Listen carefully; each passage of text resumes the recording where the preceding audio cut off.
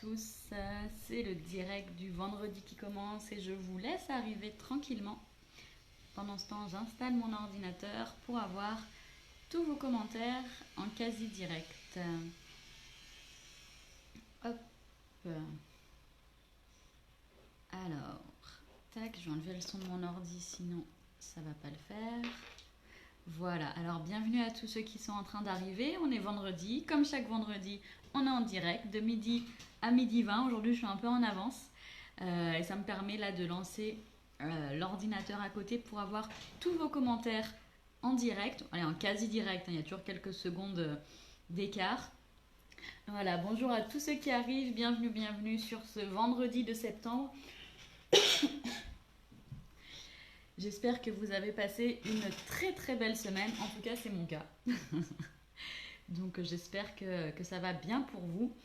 Salut Véronique, j'espère que tu vas très très bien. Merci Véronique pour tous tes messages, hein, je les vois.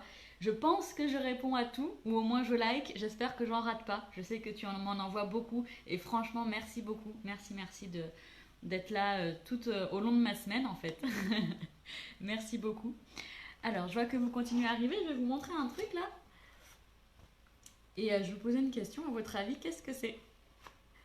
Alors, pas de grande surprise, hein, c'est pas, c'est pas quelque chose d'exceptionnel en soi, mais c'est quelque chose de très très important que je vais ouvrir avec vous. Alors, à votre avis, qu'est-ce qui se cache dans cette enveloppe? Qu'est-ce qu'il y a dedans? Je vais l'ouvrir juste après, hein. J'attends que vous arriviez, il est tout juste midi. Donc je suis un peu en avance. Ça compensera mon retard de ce matin avec ma réunion avec Seb. 10 minutes de retard ce matin, un scandale. Scandale, ça ne m'arrive quasiment jamais d'être en retard, je ne supporte pas. Salut Nicole et Véronique, encore un livre ou des feuilles de test? Eh bien les deux sont tout à fait plausibles. Par contre, bon alors les feuilles de test sur Amazon, je ne pense pas. Hein. Donc effectivement, c'est un bouquin. Alors quel bouquin? Je vais l'ouvrir avec vous et puis on va voir ce que c'est. Hop. Donc oui, je suis tout à fait nulle en unboxing, ça n'a pas vraiment changé. Tac.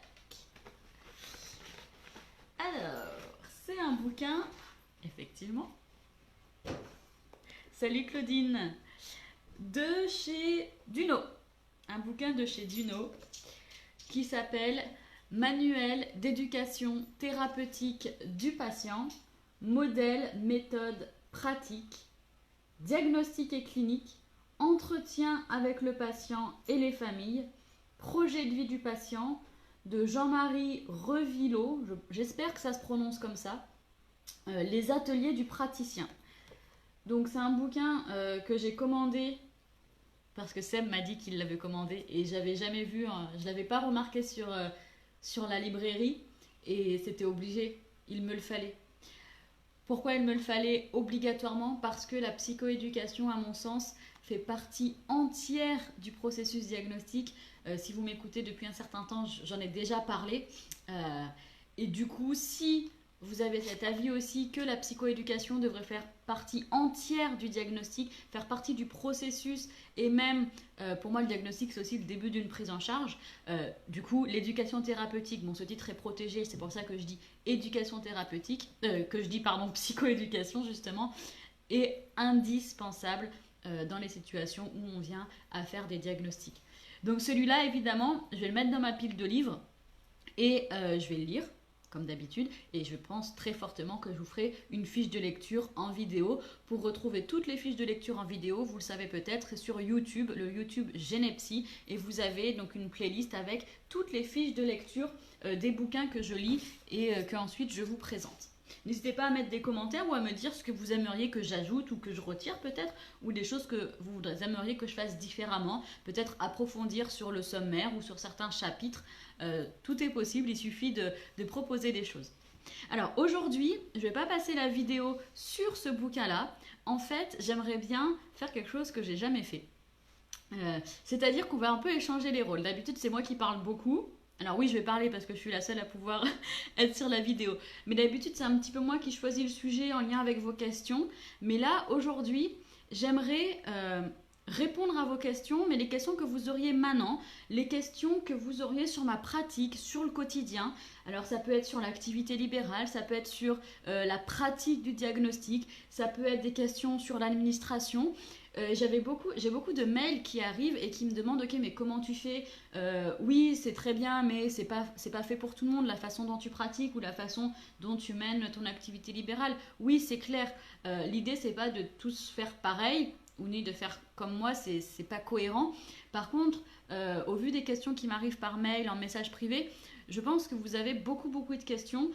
Et c'est parfois des questions qu'on n'ose pas forcément poser. Vous savez, il y a ces sujets tabous qui existent toujours. Le premier sujet tabou, il me semble que c'est les sous.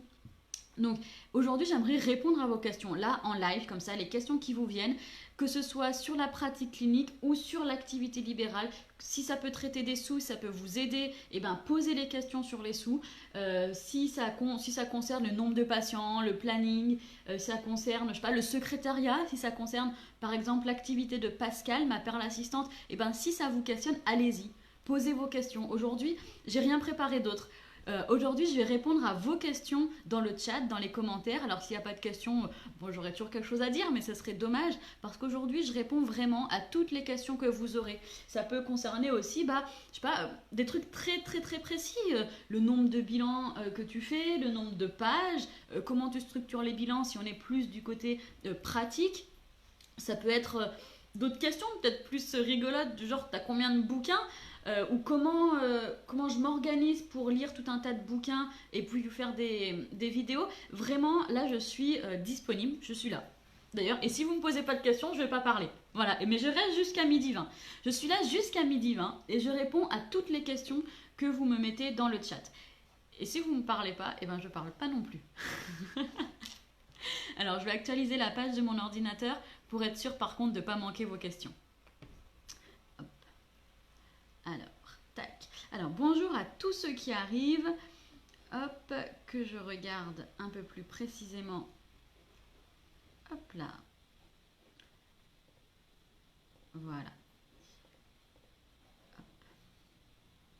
Et bonjour Nicole, je ne sais plus si je t'avais salué. Bonjour à tous ceux qui viennent d'arriver. Hello Karim, coucou Véro. Bonjour à tous. Alors voilà, donc aujourd'hui, comme je vous le disais, c'est le jeu des questions-réponses. Donc, je vais juste le répéter une fois parce que vu qu'on est en live, ceux qui n'étaient pas là il y a quelques minutes n'ont pas entendu. Aujourd'hui, je réponds à toutes vos questions qu'elles concernent l'activité clinique dans les moindres détails ou la façon de mener l'activité libérale dans les moindres détails, même les sujets tabous qui ne sont pas tabous pour moi, comme par exemple les sous. Cédric, tu demandes, est-ce que les tarifs des bilans sont modulables selon les moyens de la famille? Alors, à Genepsy, non. Les tarifs des bilans sont les mêmes pour tous.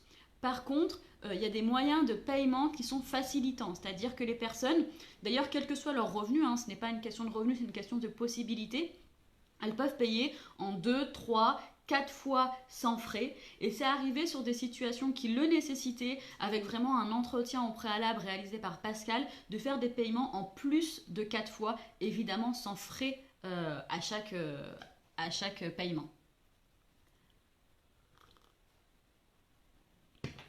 Voilà, bonjour à tous ceux qui arrivent et aujourd'hui je réponds à toutes vos questions, même les plus précises.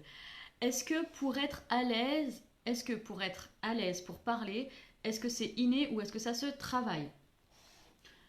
Moi j'ai envie de dire les deux mon capitaine. Je pense qu'il y a des personnes de par leurs expériences de vie, de par la façon dont ils étaient éduqués, élevés, voilà, ça va leur donner plus ou moins de facilité à s'exprimer en public.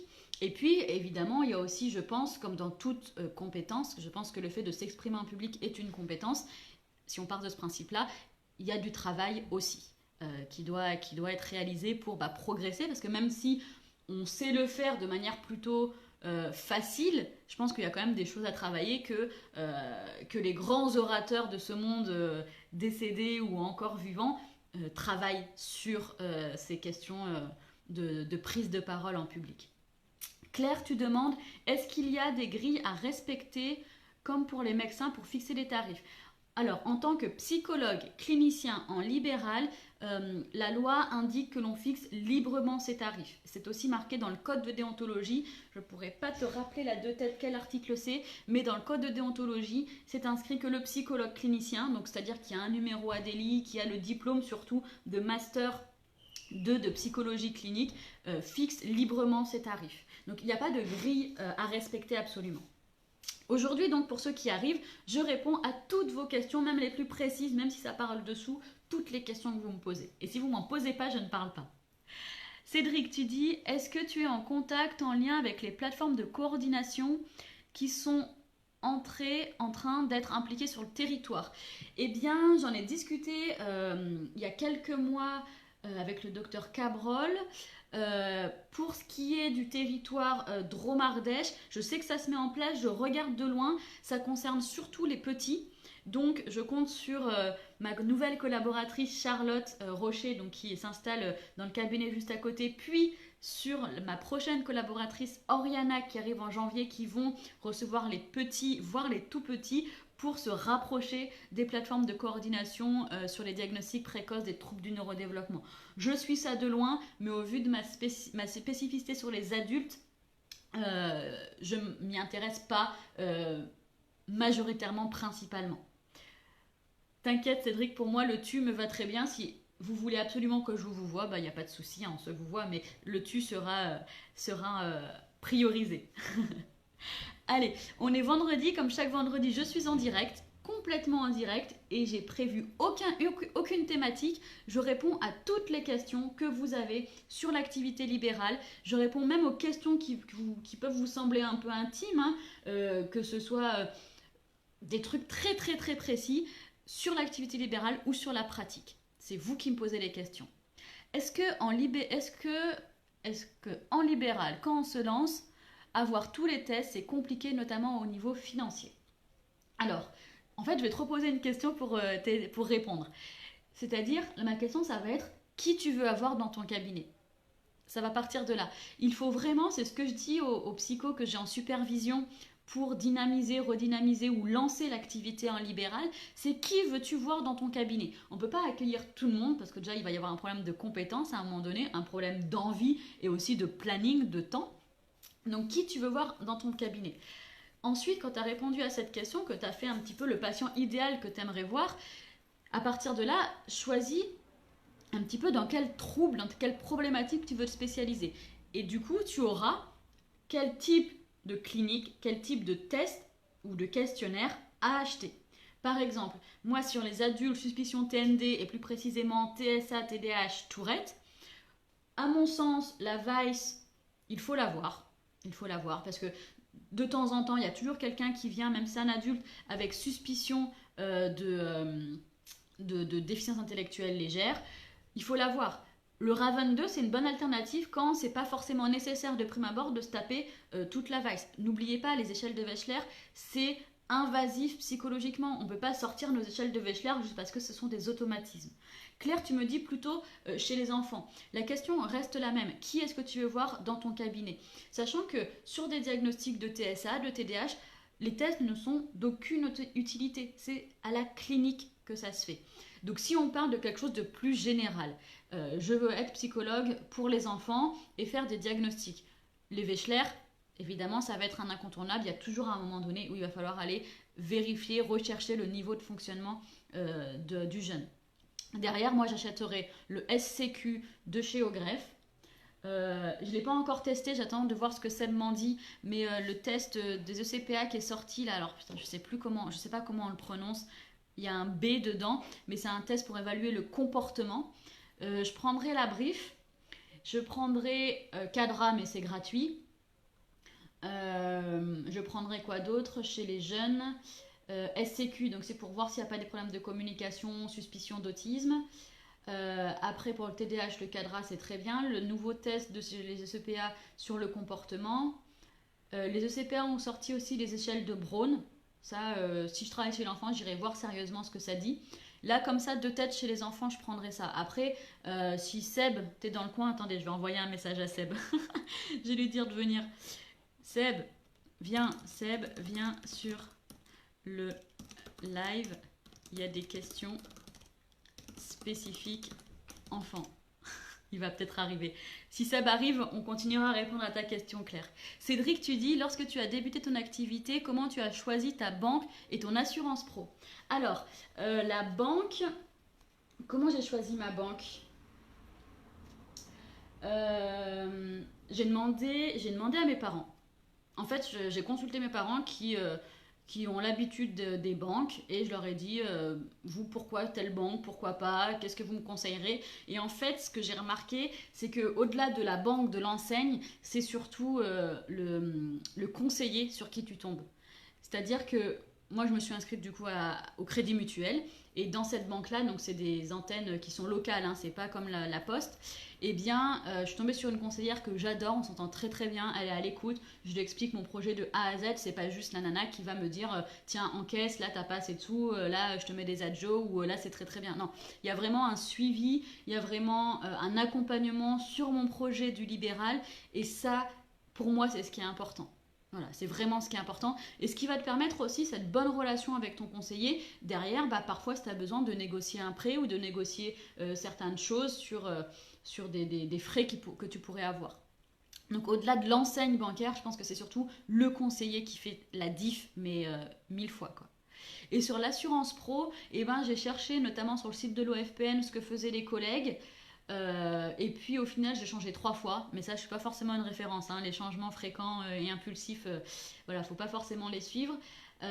Sur l'assurance pro, en fait, ce qui est hyper compliqué, c'est qu'a priori on comprend rien ou pas grand chose, et dès que tu vas en voir un autre, il te fait ah ouais, mais là c'est nul ce qu'il t'a fait, et mais là t'es pas couvert pour ça, et du coup il te refait un autre programme, tu vas faire ah ouais, c'est vachement mieux. Et si tu vas en voir un autre, il va te proposer un autre truc encore mieux que l'autre, il va te dire que l'autre il a mal fait, et voilà.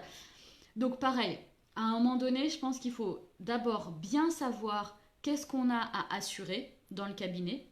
Donc ça compte aussi les tests, hein. Par exemple, là, si on me vole la Vice et la Whisk, bon, bah, maintenant, ça fait un moment que je les ai achetés, mais si on vous les vole juste après l'achat, ça fait quand même 3000 balles à peu près. Donc, il faut vraiment savoir qu'est-ce qu'on a comme la valeur de ce qu'on a dans le cabinet.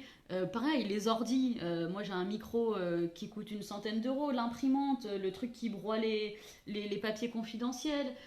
Après, parfois, bah, vous venez au cabinet, peut-être que vous avez des objets de valeur, ou je sais pas, si vous oubliez des boucles d'oreilles auxquelles vous tenez. Il faut savoir vraiment qu'est-ce que vous avez dans le cabinet pour pouvoir assurer à la vraie valeur les choses qu'on pourrait vous voler ou qui pourraient être détruites, par exemple, suite à un vol.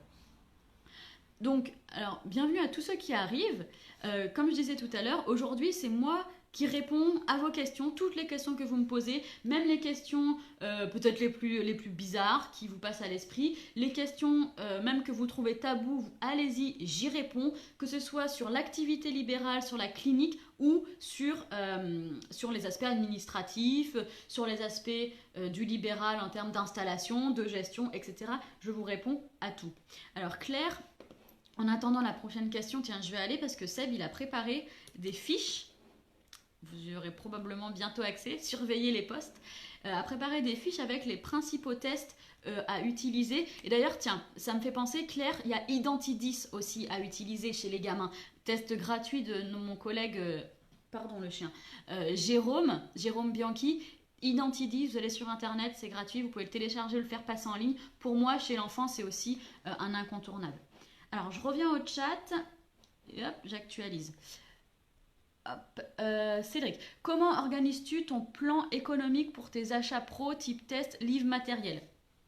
Alors, je ne suis pas du tout une référence. C'est-à-dire que, comme pour le bouquin que je vous ai montré, si je vais sur les sites de Duno, de Haut-Greffe, que ce soit les tests ou les bouquins, alors je vais en citer d'autres pour ne pas faire jaloux, Pearson ECPA, Mardaga ou The Buck, si je trouve que le bouquin me plaît et pourrait vraiment m'être utile, je l'achète.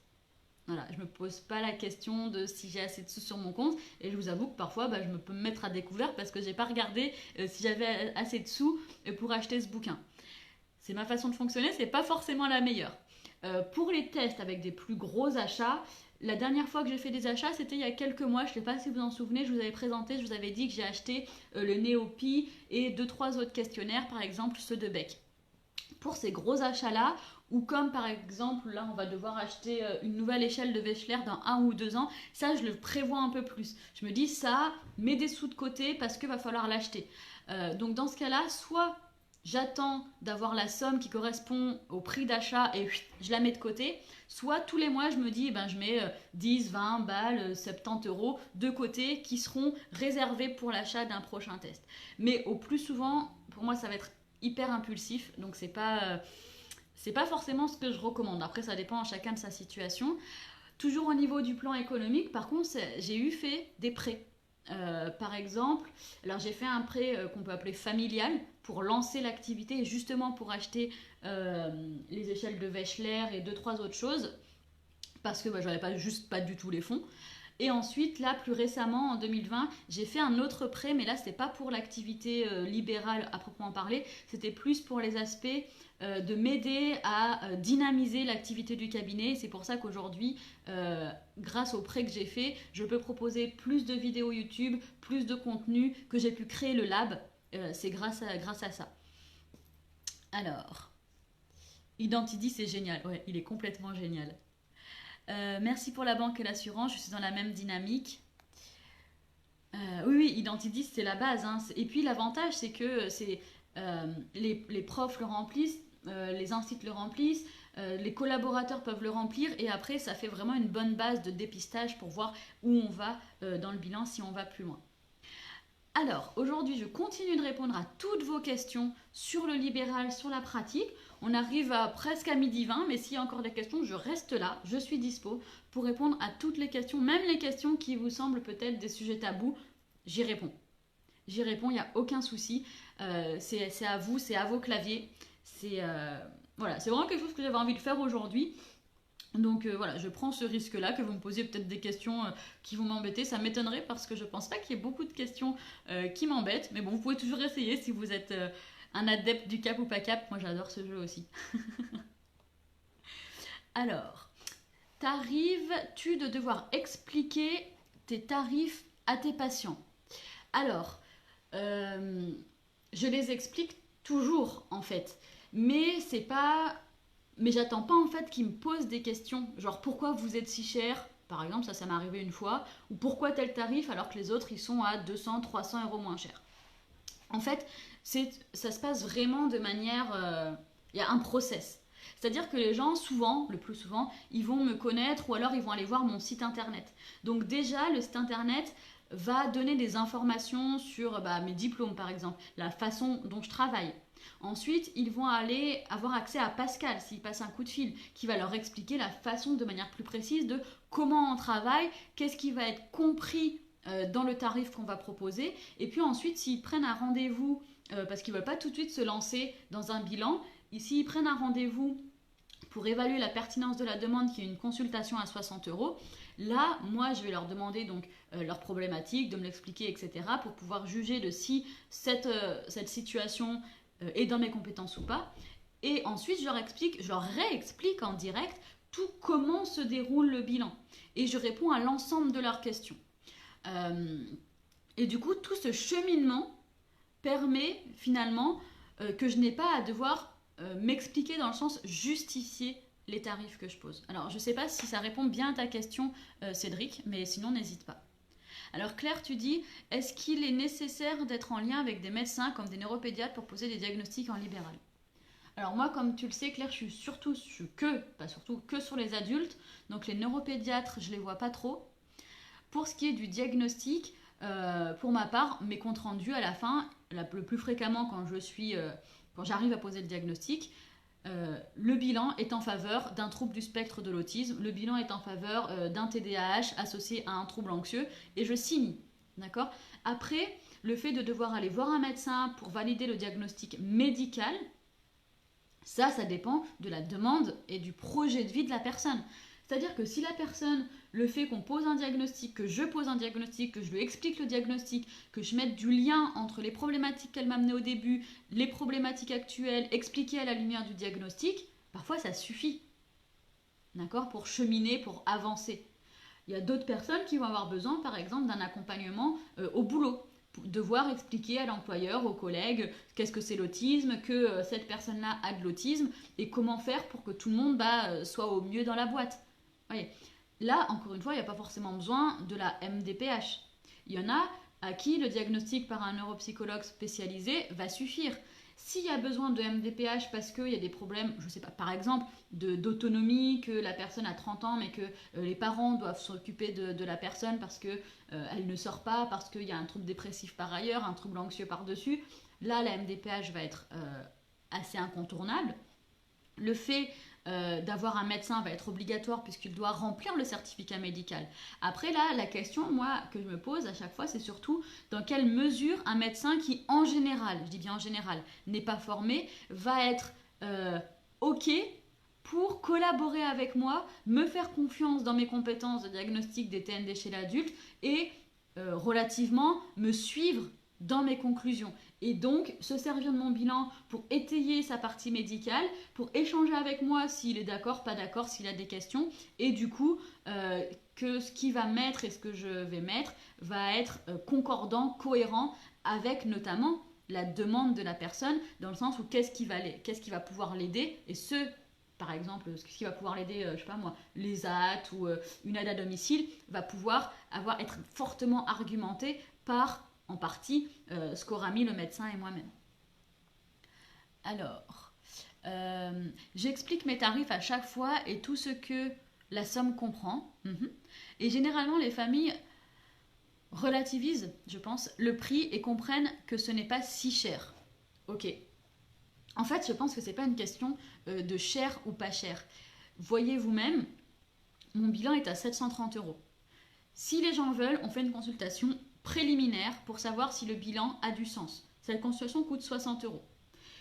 Je pense, alors j'ai pas regardé récemment parce que bon, justement c'est pas une question de cher ou pas cher, donc je regarde pas, mais je pense qu'encore aujourd'hui je suis la plus chère de Dromardèche, voire même de un peu plus loin sur le territoire.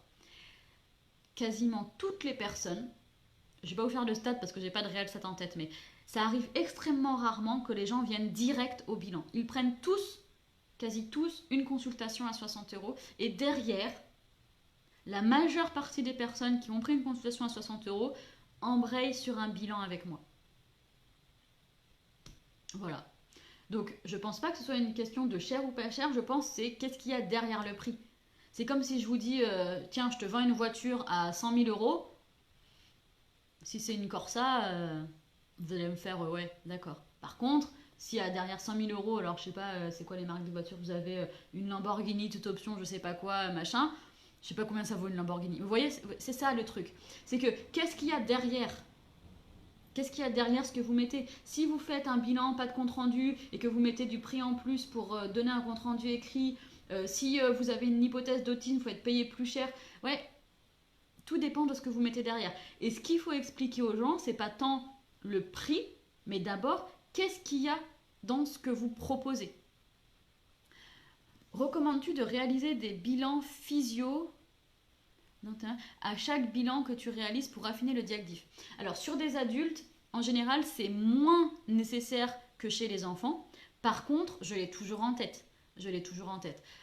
Parfois même chez l'orthophoniste, je les envoie les adultes parce que j'ai des suspicions de troubles de communication ou peut-être de troubles neurodéveloppementaux du langage mal évalués, ou en tout cas moi je suis pas capable de le faire.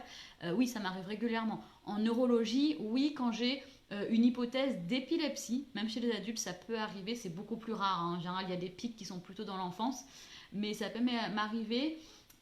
Si j'ai un doute, parce que parfois il y a des patients qui viennent avec des profils un peu complexes, où il y a eu par exemple récemment une personne qui a eu une tumeur frontale. Donc là oui, je vais collaborer, bon là déjà un neurologue évidemment, mais je vais collaborer avec le neurologue. Donc j'ai toujours en tête que je ne peux pas être la seule compétente pour poser le diagnostic et même pour le différentiel.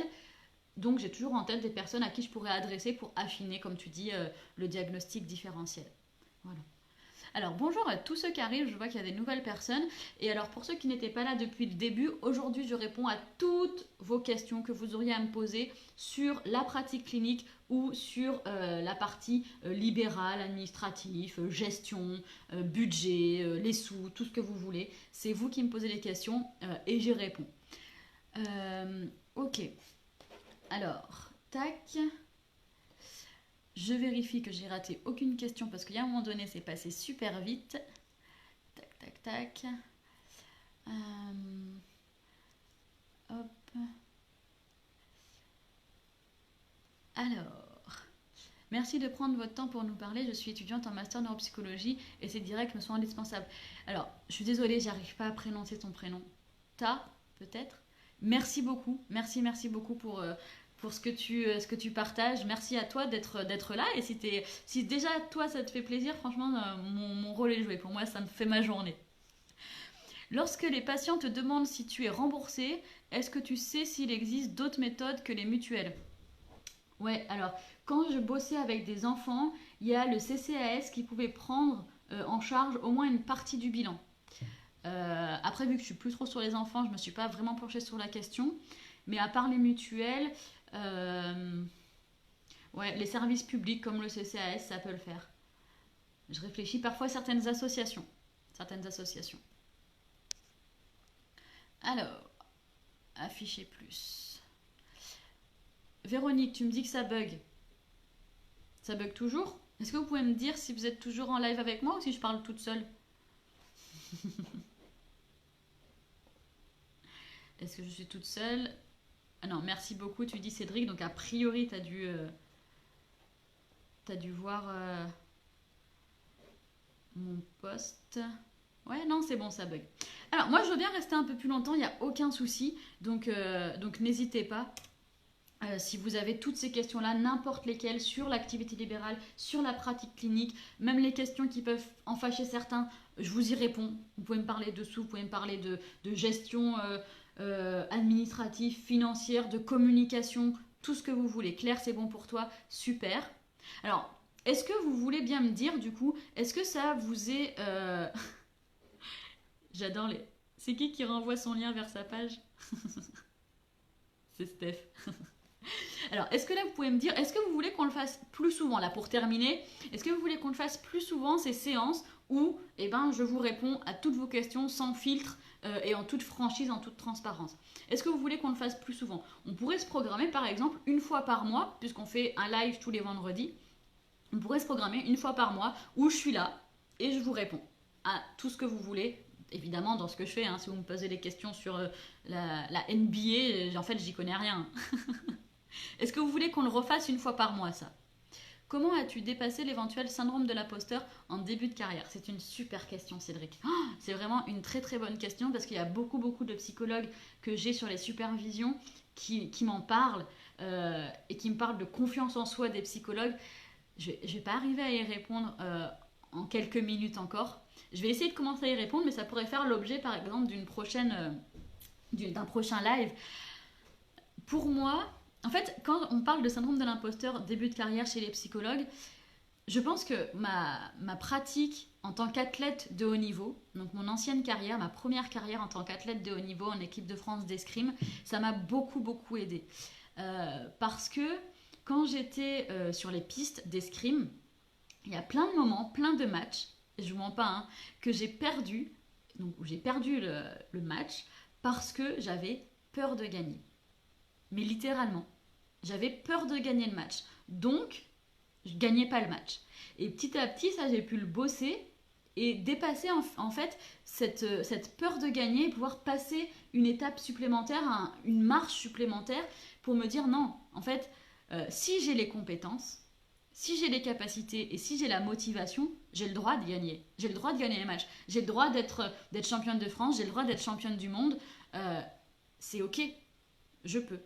Et de toute façon, j'y arriverai que si je bosse comme une acharnée pour le faire. J'y arriverai que si je suis extrêmement motivée. J'y arriverai, alors là je parle vraiment de mon activité d'athlète de haut niveau. Et je vous dis pas de faire pareil, hein, mais si je bosse 7, 8, 9 heures par jour, que je vis escrime, que je mange escrime, que je pense escrime tout le temps. Tout dépend de vos objectifs en fait. Et tout dépend de ce que vous voulez faire dans votre carrière professionnelle de psychologue. Mais vraiment, quand on parle du syndrome de l'imposteur, je pense à ça. Je pense au moment où j'étais sur la piste, les matchs vont en 15 touches. D'accord? Et il y a des moments où je menais à 14 touches et que l'autre avait 8 touches. Et je perdais. Alors que l'écart est large en escrime. Hein. Et je perdais parce que j'avais cette peur de gagner. Un truc qui me retenait, en gros, de putain, je suis pas légitime à gagner ce match. Mais pourquoi? Pourquoi moi je serais pas légitime alors que la nana en face, et ben a priori elle a au moins le même niveau que moi, si elle est en même temps que moi, au même niveau sur cette piste, sur cette compète là, pourquoi elle aurait le droit de gagner et pas moi? Alors je reprends les questions. Euh, Steph, tu dis parce que j'ai écrit un statut sur le prix des bilans car les gens ne se rendent pas compte que tout ne se vaut pas. Yes, tout à fait. Quelles démarches essentielles sont à effectuer lorsqu'on décide de se lancer en libéral? Comment se faire connaître? Ouais, pareil, énorme question. Énorme question qui pourrait nécessiter tout un live. Au moins 20 minutes facilement. Et encore, on n'aurait pas du tout tout dit. Alors, quand je travaille avec des psychologues sur le lancement de leur activité en libéral, on commence toujours par parler de c'est quoi votre objectif de vie. Mais pas de vie professionnelle, de vie dans la vie. À- Vers quoi quel est votre objectif? Qu'est-ce que vous voulez? Dans l'idéal, si vous aviez une baguette magique, comment vous voyez votre vie? On parle aussi de ce que j'appelle moi l'avatar, c'est-à-dire qui est le patient idéal que vous voulez voir dans votre cabinet. On parle aussi concrètement de combien vous avez besoin et combien vous voulez gagner par mois, parce que ça va être important sur une activité en libéral, tout en lien avec les objectifs. On parle aussi de comment est-ce que vous voulez comment est-ce que vous voulez gérer votre planning au quotidien. Est-ce que vous voulez avoir 3 consultes par jour, 10 bilans par jour, 50 consultations par mois? On parle de ça. On parle aussi de la façon où vous êtes le plus à l'aise pour communiquer sur votre activité. On parle aussi de ça. Donc en fait, à partir, moi, aux filles qui sont en supervision avec moi pour le lancement de l'activité libérale, on a en fait un programme, un processus dans lequel je les accompagne pour arriver au lancement de l'activité libérale, j'ai envie de dire, sans se rater. Sans dire oh putain j'aurais pas dû faire ça, ou oh là là pourquoi j'ai ce patient en face de moi alors que je suis pas du tout compétente, ou oh là là j'avais pas prévu cet achat là, ou alors mais pourquoi je fais pas mes fins de mois, je vais être obligée de bosser vachement plus alors que j'ai pas envie, que j'ai pas le temps, que j'ai envie de passer du temps avec mon chat, mes gosses ou mon mari ou avec n'importe qui d'autre. Donc on travaille vraiment cet aspect de lancement vraiment précis et organisé, mais tout en étant en lien avec les projets donc que les nanas que j'ai en supervision ont. Et on ne s'attarde pas que sur le projet professionnel. C'est-à-dire que si vous avez envie de faire le tour du monde, eh ben c'est ce qui va nous guider dans la création de votre lancement et de votre activité en libéral. Euh, Pas possible de suivre le lien. Je sais pas ce que tu veux dire en suivre le lien, Cédric. Si Maëva veut bien, je serais intéressée pour le consulter. Ah non, mais vous faites ce que vous voulez. C'est juste, en fait, je vous explique pourquoi j'ai tiqué quand j'ai vu qu'il y avait un lien rapidement qui passait sans savoir qui le mettait. C'est parce que sur un précédent live, en fait, pendant le live où j'étais à la radio la semaine dernière avec France Bleu de Romardèche, j'étais en live sur Facebook de l'émission, on était dans le studio en live. Et en fait, pour la première fois, je me suis fait pranker. Il y a un gars qui a mis un message, je sais pas, peut-être il y en a qui l'ont vu parmi vous, hein, où il disait si vous voulez être aidé pour vos problèmes sexuels, pour vos problèmes comment il disait de virilité, ou en gros les gens qui bandaient pas ou qui avaient voilà, et appelez tel numéro avec un lien. Donc du coup quand j'ai juste vu le lien qui paraissait, j'ai tiqué, je me suis dit oh là là, je me suis encore fait pranker par un mec qui veut nous embarquer vers des thérapies pour ceux qui sont impuissants. Voilà, mais du coup bon bah non, pas de souci.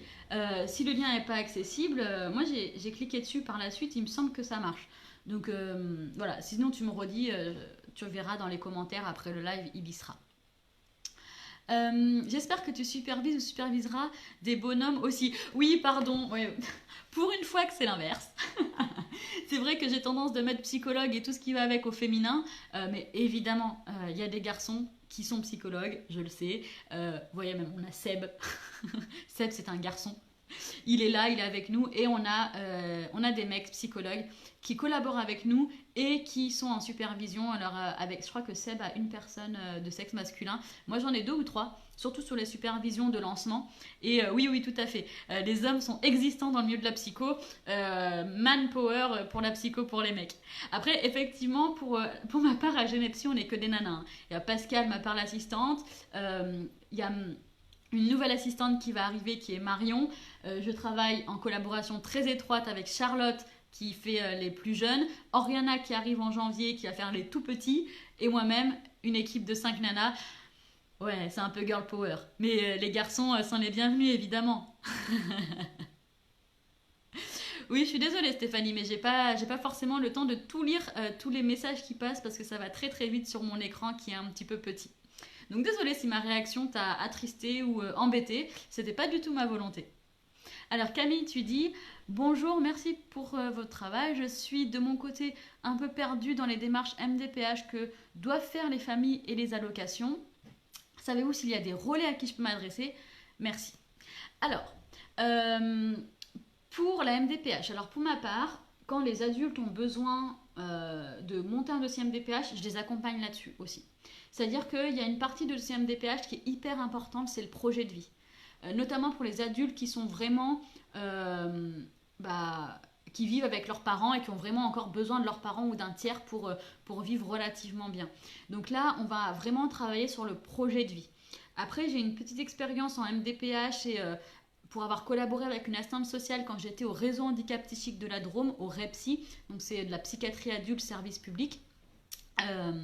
Et du coup, c'est pour ça que j'ai un petit peu cette expérience. Si du montage de dossier MDPH, si vous n'avez pas cette expérience, sachez que a priori, en tout cas c'est le cas en Drôme Ardèche, normalement vous avez des assistantes sociales à la MDPH ou la MDA qui sont là justement pour répondre à vos questions à vous en tant que psychologue ou pour répondre et prendre rendez-vous avec les personnes qui sont en train de monter le dossier. Vous pouvez aussi travailler avec le secteur. Vous savez, il y a les CMP, les CMPP de secteur et je ne sais plus exactement le nom de la structure, c'est peut-être dans les CMP, il y a des assistantes sociales, donc qui sont du service public et qui vont être là, a priori, pour aider les personnes qui sont un peu en galère avec le CMDPH à le monter. Moi, ce que je vous recommande quand même, c'est d'essayer, sans vous former au métier d'assistante sociale, c'est pas l'idée, ni non plus de les remplacer, entendons-nous bien, mais quand même d'avoir vraiment en tête de lire plusieurs fois le dossier MDPH et le manuel qui est donné avec sur le site de votre MDPH départemental, pour pouvoir connaître quand même ça. Parce que notamment si vous travaillez avec des enfants, des ados et certains adultes, ce sera nécessaire que vous sachiez ce qu'il y a dedans.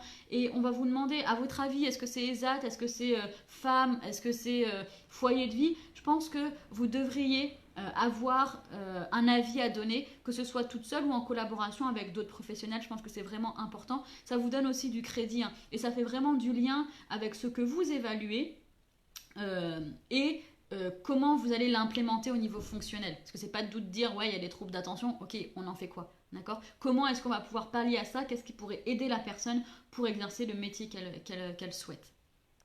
Nos problèmes Cédric, j'adore les jokes.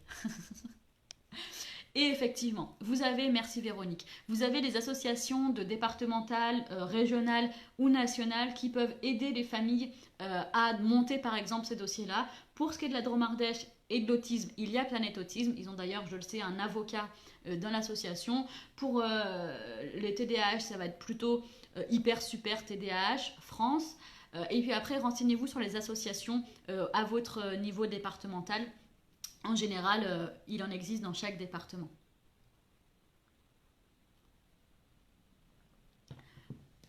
Ok, tac. Allez, bonjour à tous ceux qui viennent d'arriver. Et puis, comme si vous n'avez pas entendu depuis le début, je réponds à toutes vos questions sans tabou, que ce soit sur le libéral ou sur l'activité plus gestion administrative, communication, les sous, tout ce que vous voulez. Je réponds à toutes les questions qui vous viennent à l'esprit, toutes les questions qui pourraient vous aider, vous, dans votre activité ou dans votre pratique. Je suis là, j'y réponds. Alors, tout à l'heure, on a fait un appel à amis de Sébastien pour qu'il nous donne 2-3 conseils. Il mange.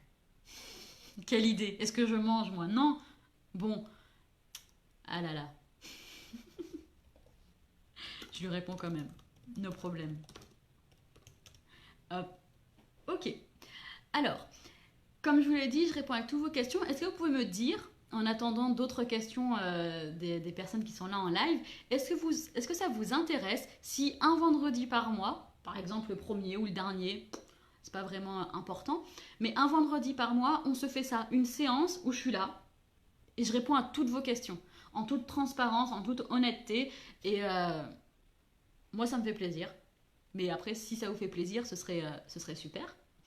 Est-ce que ça vous conviendrait? Est-ce que c'est un truc qu'on pourrait mettre nouvellement en place maintenant qu'on se connaît peut-être un petit peu plus pour ceux qui suivent les lives que j'ai commencé, je crois, en janvier ou février? Ouais, je vois des pouces. Ah, c'est trop cool. En fait, quand vous mettez un like ou des cœurs, je les vois défiler. C'est C'est trop top. Comme ça, voilà, vu qu'on se connaît un peu plus, pour ceux avec qui on ne se connaît pas encore, n'hésitez pas à intervenir. Il n'y a pas de mauvaises questions, il n'y a pas de questions cons. On est là, c'est bon, on est entre nous. Je pense que, j'essaie de faire de ces espaces où on est en lien, que ce soit dans les webinaires, dans les lives, que ce soit vraiment un espace où vous pouvez poser les trucs qui vous questionnent, quoi. Fais-tu des formations sur le territoire français? Souhaites-tu rencontrer généralement en physique les personnes avec qui tu travailles? Alors, fais-tu des formations sur le territoire? Alors, oui, je fais des formations en France, en Suisse, et c'est déjà pas mal. Et puis, ça, c'était avant le Covid. Et en fait, avec le Covid, j'ai remarqué que ça me saoule de partir en formation maintenant. Avant, j'adorais. Et là, si je devais repartir, non, j'aurais plus trop envie de repartir. Peut-être une fois de temps en temps, comme c'est le cas, effectivement, je vais à Paris dans quelques semaines pour une journée de formation avec un organisme. Mais j'ai plus envie de partir 3, 4, 5 jours. Régulièrement, j'entends. Ensuite, vous avez probablement remarqué, je m'oriente beaucoup depuis 2 ans sur la formation en e-learning. Et par contre, ça ne m'empêche pas de voir les personnes qui sont avec moi en formation physiquement. C'est-à-dire que oui, il y a le lab, c'est en e-learning, mais vous allez voir pour ceux notamment qui sont dans le lab, que régulièrement, on va vous proposer de se voir. On va vous proposer de venir à Genepsi, Seb sera là, et de faire des journées de formation où vous verrez vraiment le décor, l'envers du décor, la moitié du décor, tout le décor, qu'est-ce qu'il y a derrière le rideau, qu'est-ce qu'il y a derrière telle porte, etc. Tout de Genepsi, comment on consulte, vous verrez de vrais patients. Vous consulterez avec nous des patients, évidemment on a les accords, on a tout, au niveau avocat, on est cadré.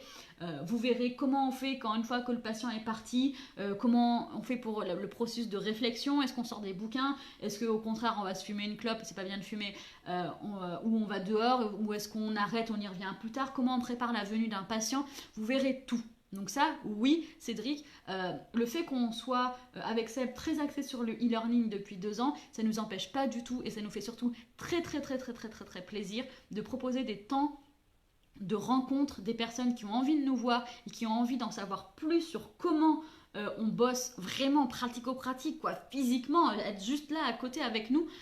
On est très heureux de les accueillir à Genepsi. Là, par exemple, il y a une nana qui va venir au mois d'octobre, qui va venir au cabinet pendant 2 jours pour voir comment je bosse et voir un bilan en entier. Et ça, c'est un réel plaisir, j'adore.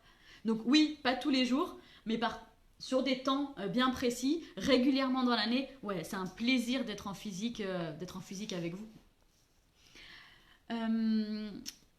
Allez, je prends le chat. Donc a priori, ça vous branche bien de faire ça, ce système de questions-réponses en toute transparence, en toute honnêteté, une fois par mois. Eh bien écoutez, moi je vais me le prévoir. Comme ça, on va essayer sur plusieurs mois, voir comment ça marche. Les autres vendredis du mois, je ferai des vidéos, des lives comme je faisais jusqu'à présent, avec une thématique que vous m'avez suggérée par mail ou une thématique qui m'est venue à l'esprit en lisant Facebook, les réseaux sociaux ou voilà, ou quelque chose qui m'intéresse.